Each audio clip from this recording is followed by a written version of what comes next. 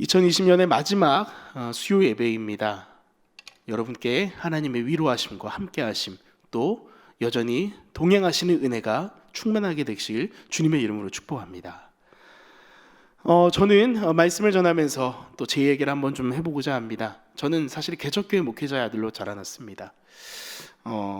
저희 아버지는 1988년도에 전주의 가난한 한 동네에서 동네 건물 지하실을 임대하셔서 교회를 개척하셨습니다. 여름에는 물이 나왔고 겨울에는 얼었으며 또 벌레와 또 많은 곰팡이들로 열악한 환경이었지만 거기에 모이는 사람들은 참 하나님의 말씀을 사모했고 또 그 자리를 굉장히 갈급해했던 사람들이었습니다.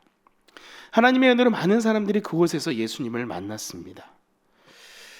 또 감사하게 하나님은 또 저희 아버지와 같은 길을 걷게 해주셨고 또 정말로 저는 우리 해운대 제일교회와 같은 좋은 교회에서 정말로 많은 사역을 또 감당하며 또 행정사역을 감당하며 감사하게 사역하게 하시는 그 주님의 은혜를 다시 생각하게 됩니다. 그렇게 저는 하나님의 일을 한다는 것이 참 복된 일이라는 마음을 가지고 있습니다. 저는 제가 얼마나 부족한 사람인지 잘 알고 있습니다. 그렇게 하나님께서 저를 부르셨을 때 이때구나 하고 저는 손을 들었습니다. 제가 하겠습니다.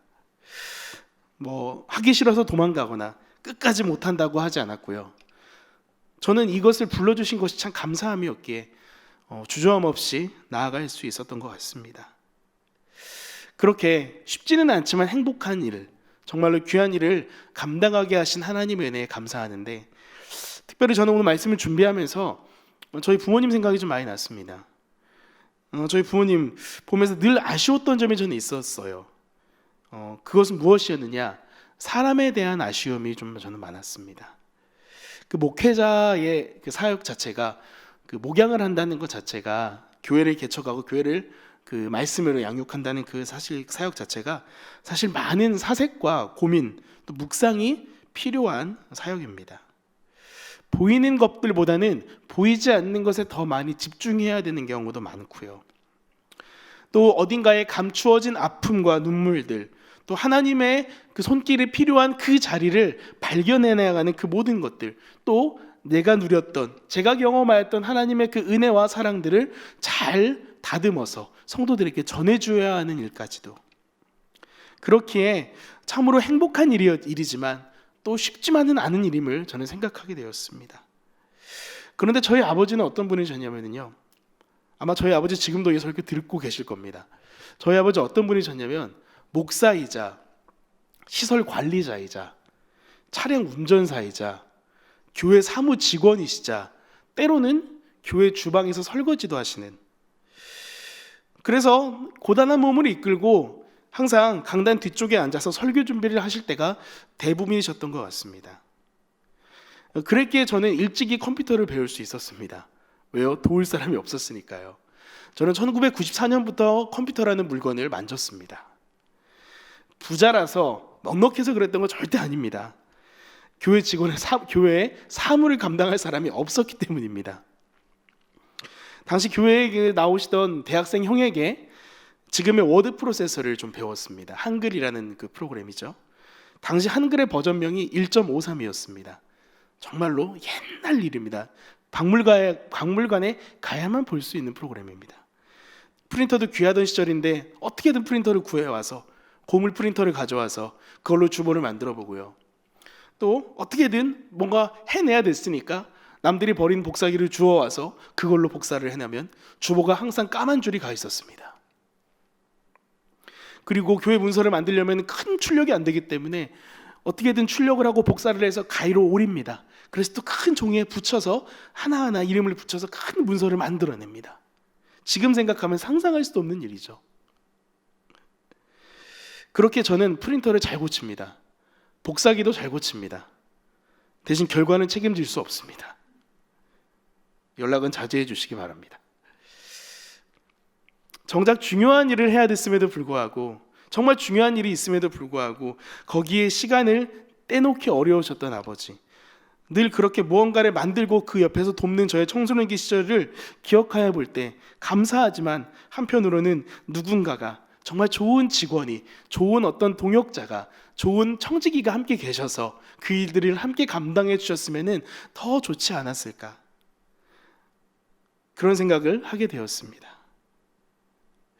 제가 어린 시절 얘기를 잠깐 했지만 사실 그렇게까지 멀리 갈 필요도 없었어요. 제가 처음에 전도사 사역을 시작할 때는 제가 부임했던 교회 역시 개척교회였기 때문에 토요일은 하루 종일 청소를 해야 했습니다. 제 손에는 성경책 대신에 망치와 빗자루를 가지고 있었어야 했습니다. 교회에서 하는 식당 일에 동원되어서 밤새도록 소금물에 절인 배추도 씻어봐야 했고요. 책상에 앉아서 설교를 준비하는 게 너무너무 어색했던 때가 있었습니다.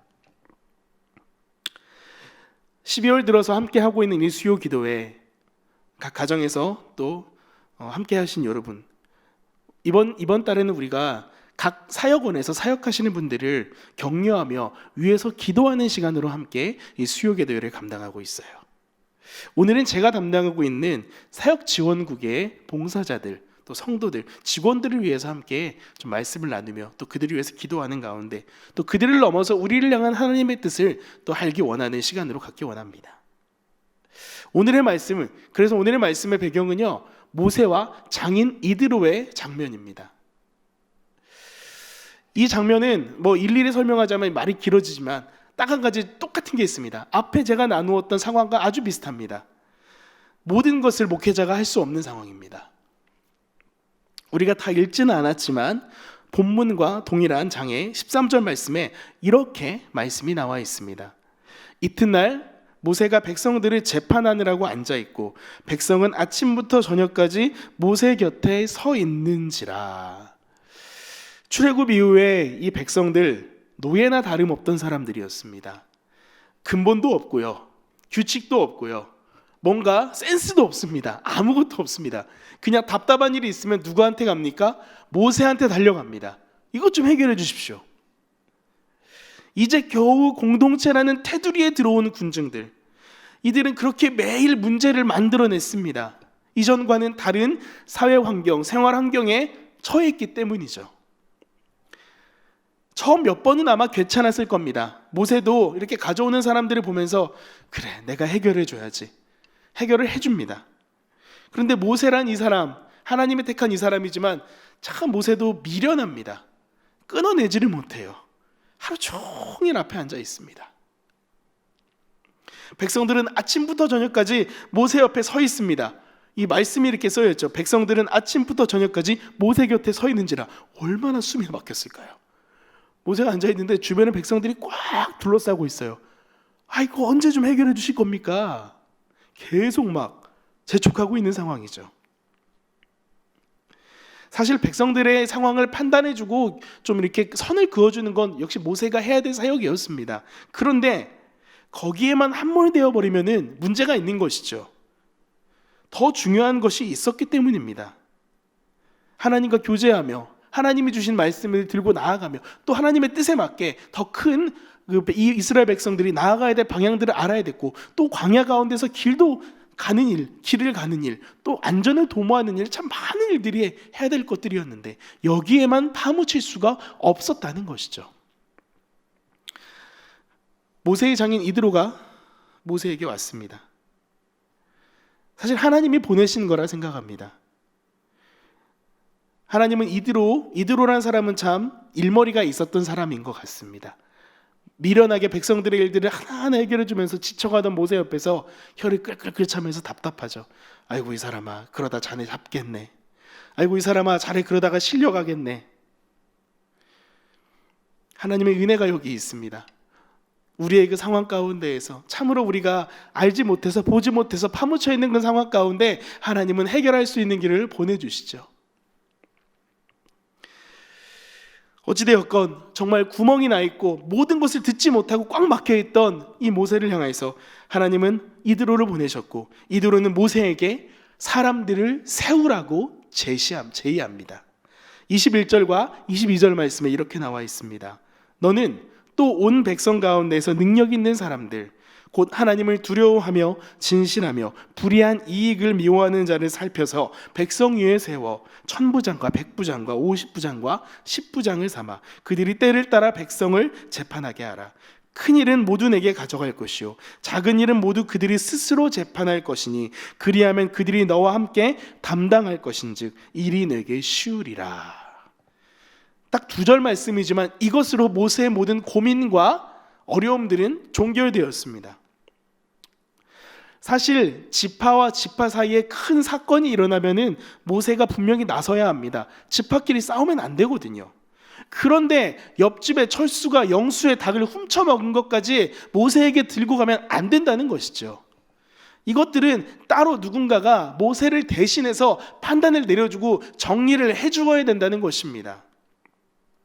예전에 제가 다른 교회, 전에 사역하던 교회에서 주일학교 사역을 할 때 그 총무를 보시던 선생님께서 참 의욕 있고 참 열심히 하시는 분이었습니다. 저에게 이런 질문을 참 자주 하셨습니다.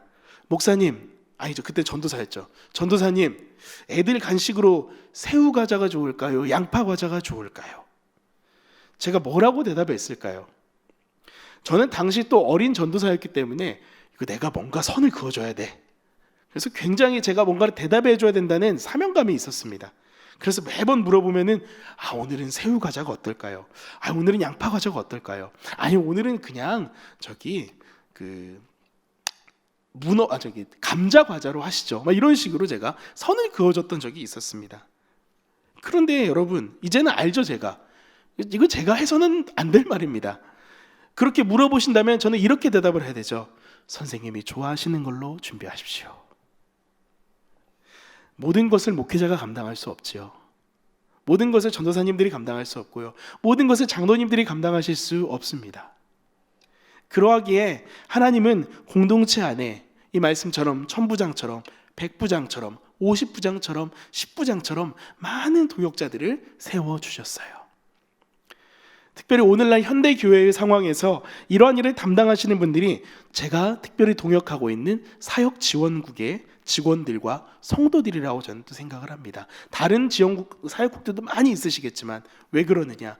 이 사역지원국의 성도들은 조금 더 전문성과 또는 어찌 보면 사명감, 또 어찌 보면 이것들을 끝까지 감당해야 될 책임감으로 좀 더 강하게 가지고 계셔야 되는 분들이 많다는 것이죠. 왜요?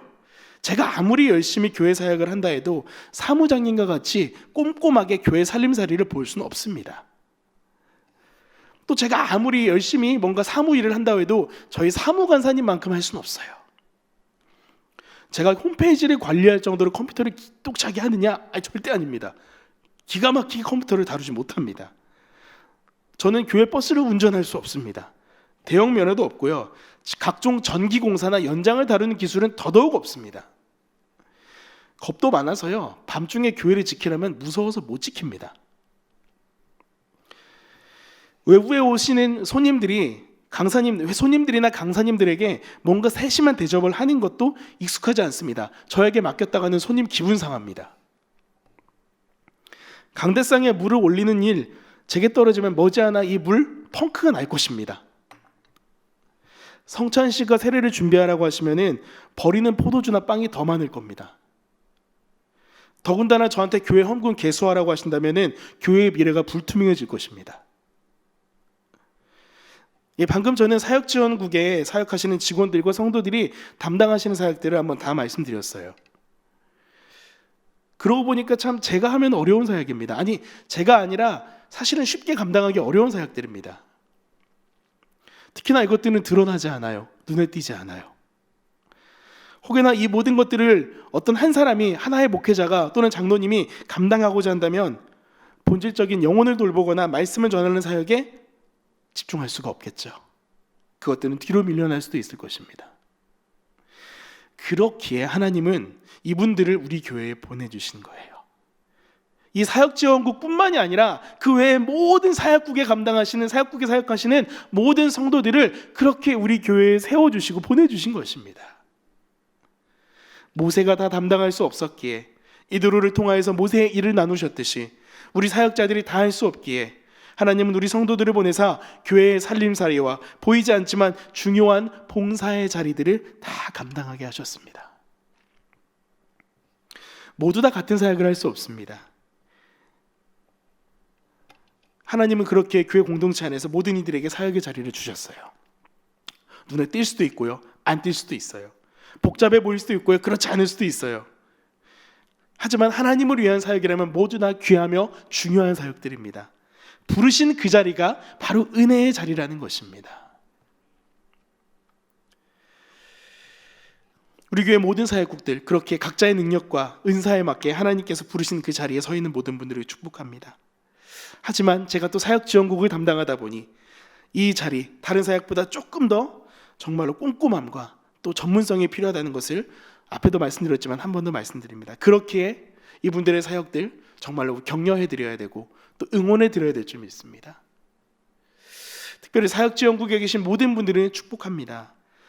여러분들은 교회를 위해 세워진 전문가 집단입니다. 여러분의 능력과 달란트가 하나님 나라를 위해서 분명히 쓰여지고 있음을 감사하시기 바랍니다. 그리고 사역지원국에 계신 모든 봉사자, 사역자분 모두 역시 축복합니다. 여러분 세워진 그 자리를 감사하심으로 지키는 것이 하나님 나라를 확장하는 귀한 사역임을 기억하시기 바랍니다. 앞에서 읽었던 21절 말씀을 제가 한 번 더 읽어볼게요. 너는 또 온 백성 가운데서 능력 있는 사람들 곧 하나님을 두려워하며 진실하며 불의한 이익을 미워하는 자를 살펴서 백성 위에 세워 천부장과 백부장과 50부장과 10부장을 삼아. 제가 한 번 더 읽은 이유가 있습니다. 하나님이 우리 교회에 천부장과 백부장과 50부장과 10부장처럼 많은 사역에 담당하는 우리 성도들을 세워주셨어요. 봉사자들을 세워주셨어요.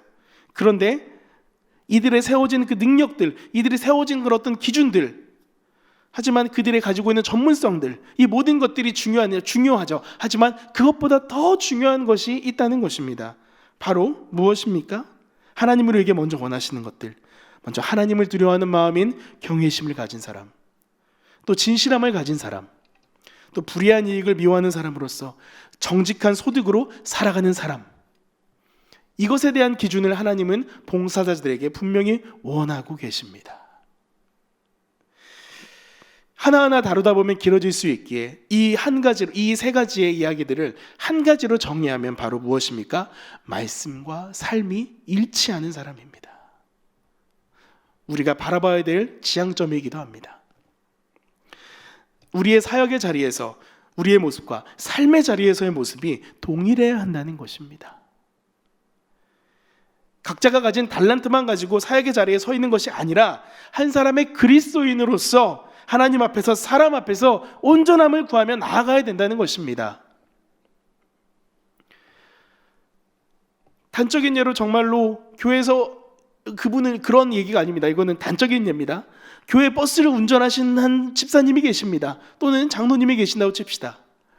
정말 젠틀하고 멋지게 운전을 하시는데 정작 이분의 삶의 모습이 그렇지 못하다면 얼마나 슬프겠습니까? 단적인 예입니다. 그렇다는 게 아니죠. 우리의 삶의 모습과 우리의 사역의 자리에서의 모습이 일치하는 우리 모든 성도들 되시길 주님의 이름으로 축복합니다. 여전히 우리는 부족합니다. 여전히 우리는 연약합니다. 하나님, 제가 이렇게 부끄럽고 연약해서 그러면 사역 못하겠어요. 이런 게 아니라는 거죠. 다시 한번 말씀드리지만 끝까지 여러분의 사역의 자리를 지키되 하나님이 여러분에게 원하시는 말씀과 삶이 일치하는 사람, 온전한 그리스도인으로서의 그 방향을 간절히 따라가시기 바랍니다. 말씀을 정리하겠습니다. 우리는 아쉬웠던 2020년을 지금 보내고 있습니다. 올 한 해 돌아보면 우리의 사역이 조금은 어느 해보다 멈추어져 있는 것이 사실입니다. 하지만 반대로 그렇기에 우리는 우리의 모습을 하나님 앞에서 더 잘 비추어 볼 수 있었다고 생각합니다. 이제 다시 우리는 신발끈을 조이기 원합니다. 우리를 불러주신 하나님께 감사하며 우리의 달란트를 통하여서 교회를 섬길 수 있음에 감사함으로 긍지를 가지고 나아가길 바랍니다. 사역지원국을 포함한 수많은 우리 교회 안에 다른 모든 사역국들 안에 있는 성도들, 우리 모든 성도들이 무엇보다 말씀과 삶이 일치하는 그 모습, 온전한 그리스도인으로서의 삶을 따라가는 모습으로 2021년 더 아름답게 교회를 세워나가는 우리 모두가 되길 주님의 이름으로 축복합니다. 아멘.